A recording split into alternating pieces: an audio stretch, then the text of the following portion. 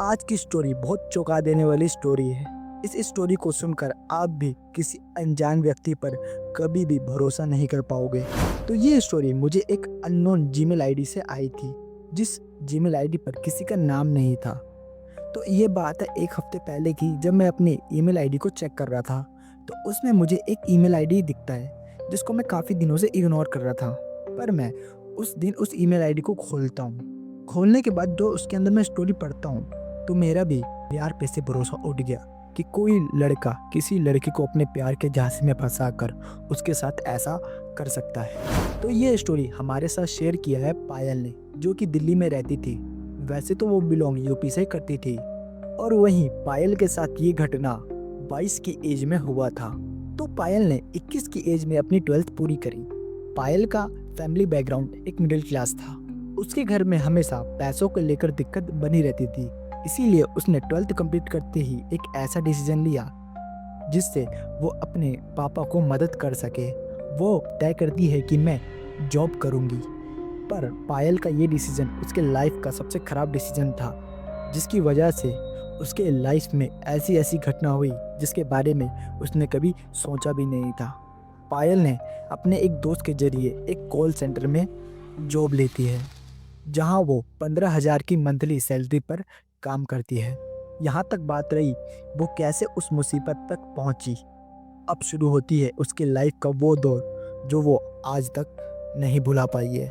तो जैसे कि हम स्कूल कॉलेज जाया करते हैं, जहाँ पर हमारे बहुत से लोगों के साथ इंटरेक्शन होता है, जहाँ पर हमारी अच्छी खासी दोस्ती भी हो जाती है, उसी तरह पायल भी ऑफिस जाती थी, जहाँ पर पायल को ऑफिस जाते जाते 1 महीना हो चुका था।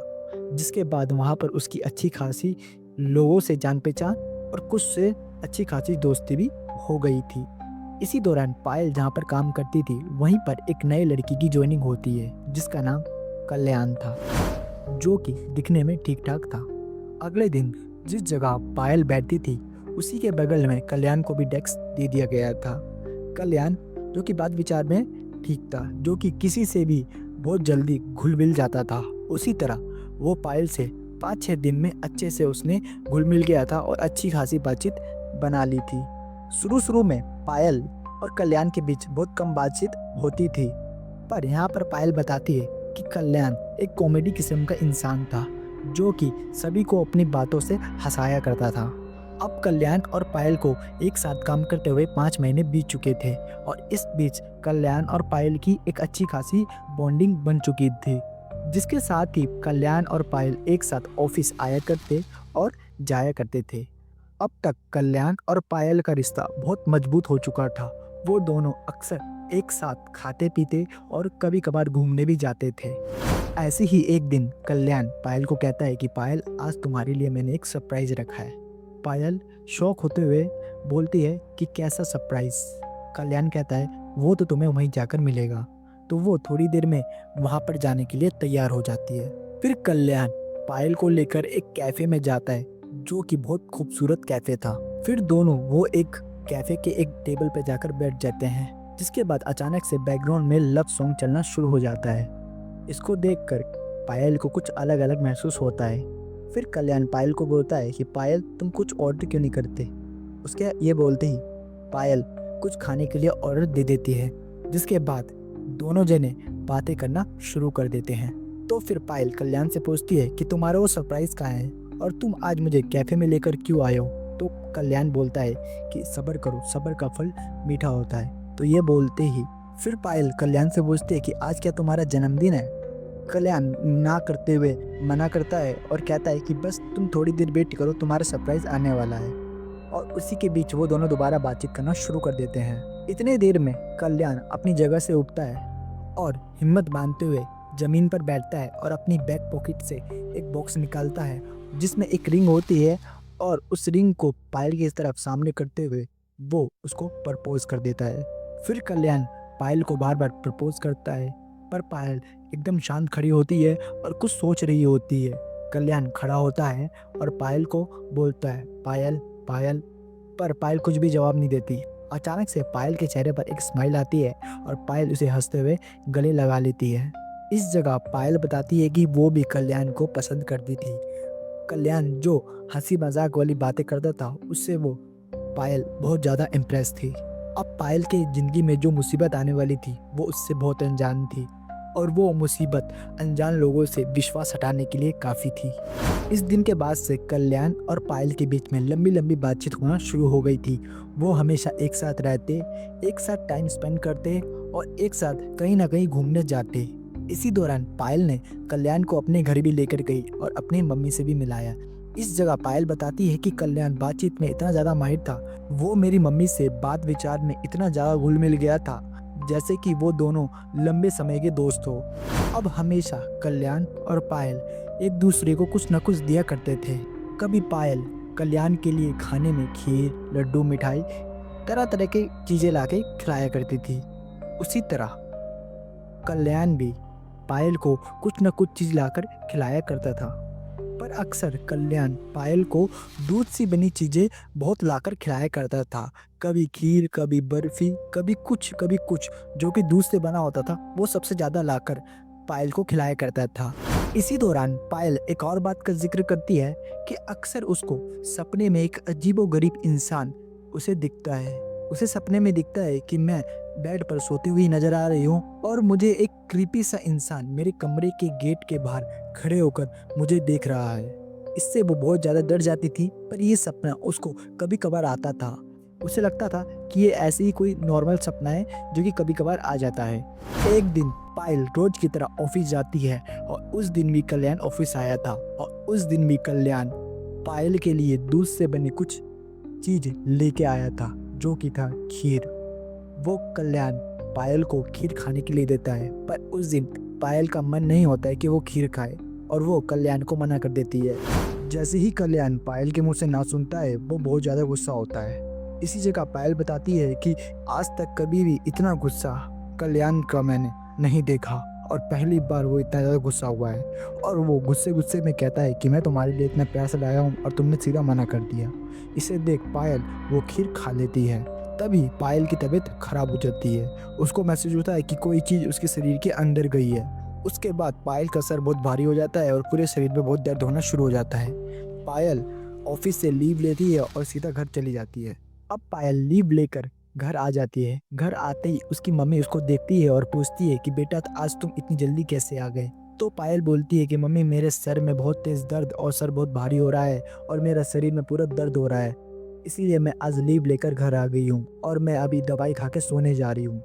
बस पायल ने इतना बोला ही था, वो धड़ाम से कर जमीन पर गिर जाती है, जिसके बाद पायल को कोई भी होश नहीं रहता है।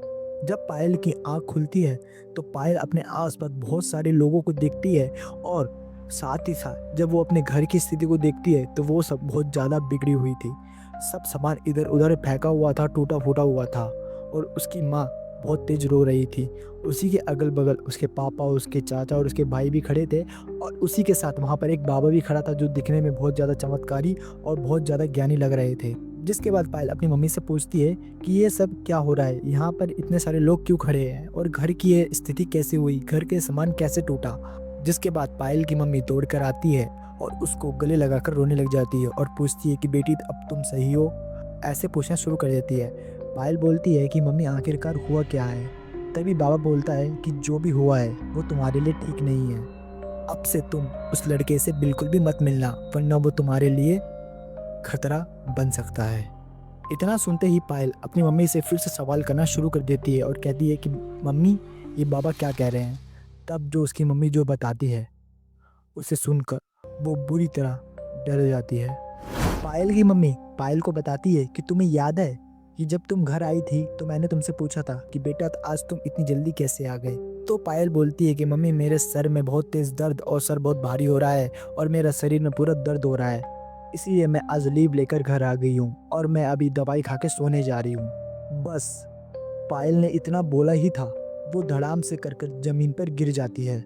वो देखकर उसकी मम्मी बहुत ज़्यादा डर जाती है और वो पायल बोलते बोलते उसको उठाने की कोशिश करती है। स्थिति बिगड़ते हुए देख वो फटाफट भाग के जाती है और अपने बगल में ही अपने देवर को और उसके बेटे को बुलाकर लेके आती है। तभी उसी बीच उसके पापा भी आ जाते हैं और पायल को उस स्थिति में देख वो भी घबरा जाते हैं। अब वो तीनों मिलकर उसे उठाने की कोशिश करते हैं, पर उस जगह पायल बिल्कुल भी नहीं उठ रही होती है। अचानक पायल का वेट इतना ज़्यादा भारी हो जाता है कि मानो 100 किलो की बोरी हो और 3 जनों से मिलकर भी वो नहीं उठाई जा रही थी। इधर पायल एक और बात बताती है कि उसके पापा बहुत धार्मिक इंसान हैं। वो हनुमान जी पर बहुत ज़्यादा विश्वास करते हैं और हमेशा घर में हनुमान जी का पाठ करते रहते हैं। जब सब लोगों से पायल नहीं उठाई जा रही थी तो उसके पापा को समझ आ चुका था कि पायल के साथ कुछ तो हुआ है और जो हुआ है वो बहुत बुरा हुआ है। वो फटाक से भागते हुए घर के मंदिर वाले एरिया में जाते हैं और वहाँ से गंगा जल उठा के लाते हैं। पायल के पापा हाथ में गंगा जल लेकर पायल के मुंह पे मारते हैं। जैसे ही पायल के मुंह पर गंगा जल पड़ता है वो जोर से एक डरावनी आवाज में चीखती है और आँख खोलती है। उसके आँख पूरा लाल हो रखा था और उसे देखकर सब लोग डर गए थे और सबको समझ आ चुका था कि पायल के साथ कुछ बुरा हुआ है। तभी पायल एक डरावनी आवाज में बोलती है कि इसको मेरे से दूर रखो। तभी पायल के पापा खड़ी आवाज में बोलते हैं, तुम कौन हो? तुम मेरी बेटी के शरीर में क्या कर रहे हो? अब पायल जोर जोर से भयानक आवाज में हंसना शुरू कर देती है। तभी पायल के पापा दोबारा गंगा जल लेते हैं और पायल के शरीर पर डाल देते हैं। फिर पायल एक भारी आवाज में बोलती है कि अगर तूने ये गंगा जल मुझ पे डाला तो इसकी भारी कीमत तेरी बेटी को चुकाना पड़ेगा।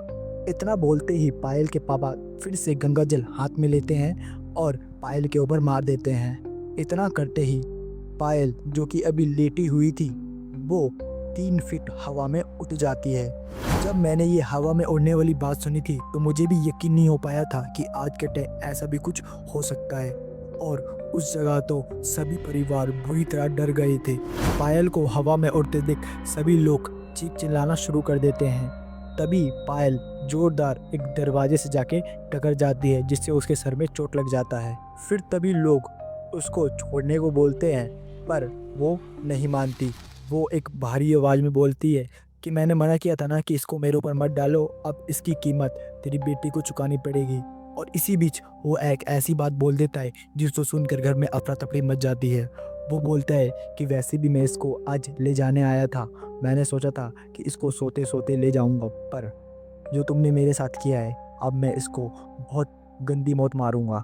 इतना सुनते ही उसकी मम्मी रोना शुरू कर देती है। उसकी मम्मी उससे बोलती है कि आखिर मेरी बेटी के साथ तेरी दुश्मनी क्या है। इधर इतना सुनते ही पायल के पापा घर से निकल जाते हैं और जो पायल अभी हवा में थी वो घर के हर सामान को तहस नहस करना शुरू कर देती है और खुद को चोट पहुंचाना शुरू कर देती है। और पायल एक भयानक आवाज में बोल रही थी कि मैं इसको आज नहीं छोड़ूंगी, आज मैं इसको अपने साथ लेकर ही जाऊंगी। इतना बोलते बोलते करीब 10-15 मिनट हुआ था।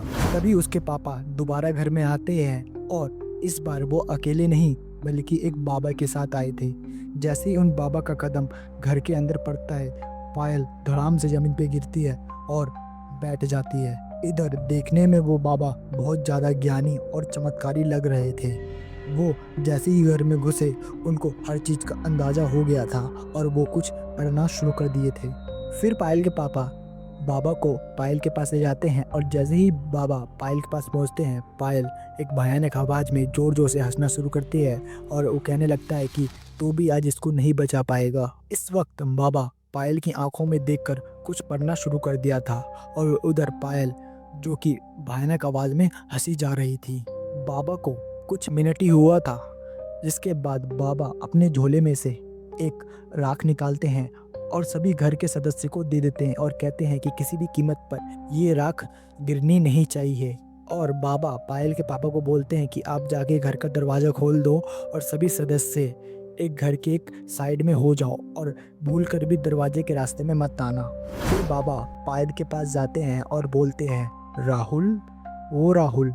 इतना सुनते ही पायल जो कि जोर जोर से हंस रही थी वो चुप हो जाती है और एक भयानक आवाज़ में बोलती है कि तुम्हें मेरा नाम कैसे पता। फिर बाबा बोलते हैं कि मुझे तो ये भी पता है कि तुम कौन हो, तुम कहाँ से आए हो, तुम्हारी मृत्यु कब हुई है और तुम्हें इसके पास किसने भेजा है। इसे सुनते ही पायल और भी ज़्यादा गुस्से में हो जाती है और ज़ोर ज़ोर से चीखना चिल्लाना शुरू कर देती है। और वो आदमी जो कि पायल के अंदर है वो पायल को उसी के दांतों से पायल के शरीर को काटना शुरू कर देता है। ये देख बाबा अपने बैग से एक बबूत निकालते हैं और पायल के ऊपर फेंक देते हैं। जैसे ही बबूत पायल के ऊपर पड़ता है पायल जोर से एक भयानक चीख निकालता है और घर में से एक तेज हवा का झोंका निकलकर घर के बाहर जाता है, जो कि सबको महसूस भी होता है। जिसके बाद पायल बेहोश हो जाती है और बाबा तुरंत अपने बैग से एक धागा निकालते हैं और पायल के दोनों पैरों और दोनों हाथों में वो धागा बांध देते हैं। फिर बाबा सभी घर वालों को बुलाते हैं और कहते हैं कि पायल को उठाओ और इसके बिस्तर पे ले जाओ। जिसके बाद बाबा जो बताते हैं उससे पूरा घर अचंभे में चला जाता है। फिर पायल की मम्मी बाबा से पूछती है कि बाबा आखिरकार पायल को हुआ क्या था। फिर बाबा अपनी बात रखना शुरू कर देते हैं। बाबा बताते हैं कि ये बहुत खतरनाक पिशाच था जो कि अपने जीवन काल में बहुत बुरे बुरे काम करता था। ये चोरी से लेकर मार पिटाई और लड़कियों पर गंदी नज़र रखता था।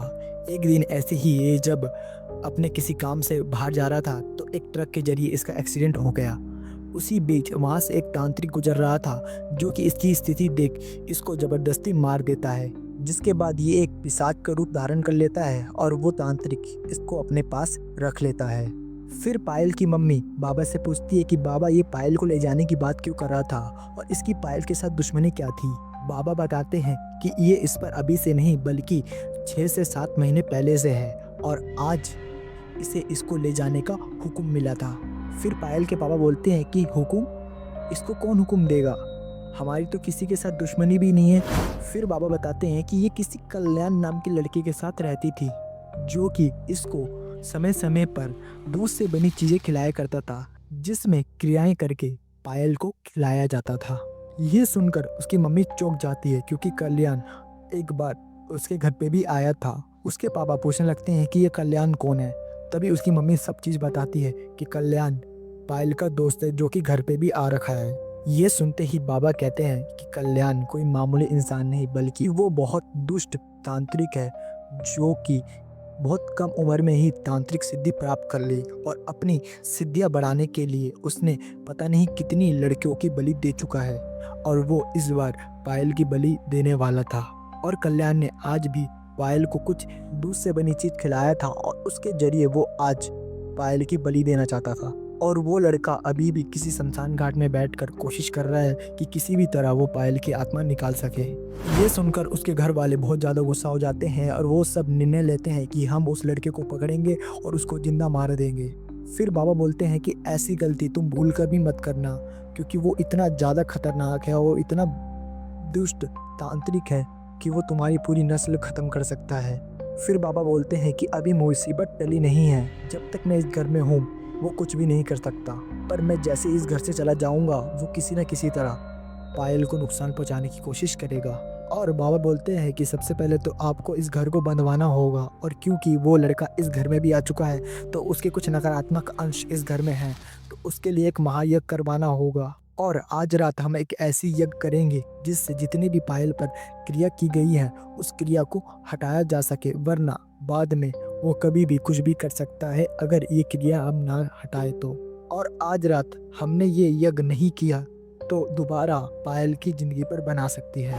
फिर उस रात पूरी रात उस घर में बहुत कुछ हुआ। पायल बताती है कि मैंने नहीं सोचा था कि आज की दुनिया में भी ऐसे लोग मुझे मिल जाएंगे। पायल बताती है कि जब बाबा ने वो सारी क्रिया मुझसे हटवा दी और यज्ञ और मेरे घर बनवा दिया, उसके कुछ दिनों बाद कल्याण का कॉल आ रहा था, जिसके डर से मैंने उसका कॉल नहीं उठाया और उसका कॉल मैंने सीधा अपने पापा को दे दिया। पापा ने उसको बहुत धमकाया, बहुत सुनाया और उसका कॉल कट करके ब्लॉक कर दिया। जिसके बाद पायल ने अपनी जॉब भी छोड़ दी। इस तरह ये स्टोरी यहाँ पर ख़त्म होती है। तो दोस्तों यहाँ पर सोचने वाली बात ये थी कि पायल जो कि अपने परिवार का सहारा बनना चाहती थी, अपने पापा को अपना योगदान देना चाहती थी ताकि वो अपनी गरीबी मिटा सके, जो कि आगे चल के कुछ बड़ा भी कर सकती थी, उसको कुछ समाज के चंद लोगों ने रोक दिया। इस स्टोरी को सुनकर आज किसी अनजान व्यक्ति से मिलकर उस पर भरोसा भी नहीं किया जा सकता। पर आज के समय में पायल की शादी हो चुकी है और उसका एक छोटा सा बच्चा भी है। पर यहाँ पर पायल को एक बहुत अच्छा ससुराल और एक बहुत अच्छा हस्बैंड मिला है जो कि उसको हर चीज़ में बहुत मदद करता है। और ये स्टोरी हमारे साथ उनके हस्बैंड के सपोर्ट के कारण ही शेयर की जा रही है ताकि आने वाले समय में किसी भी लड़की के साथ ऐसा ना हो जो कि पायल के साथ हुआ था। इसी तरह ये स्टोरी यहाँ पर ख़त्म होती है। अगर आपके पास भी कोई भी स्टोरी हो जो कि पैरानॉर्मल या किसी भी ऐसी चीज़ पर जो कि आपको लगता है कि इसको दुनिया के सामने आना चाहिए, तो आप डिस्क्रिप्शन में मेंशन जीमेल आईडी पर अपनी स्टोरी भेज सकते हैं, जिसको हम अपने चैनल पर अपलोड करेंगे। इसी के साथ मिलते हैं किसी नेक्स्ट स्टोरी में, तब तक के लिए बाय बाय।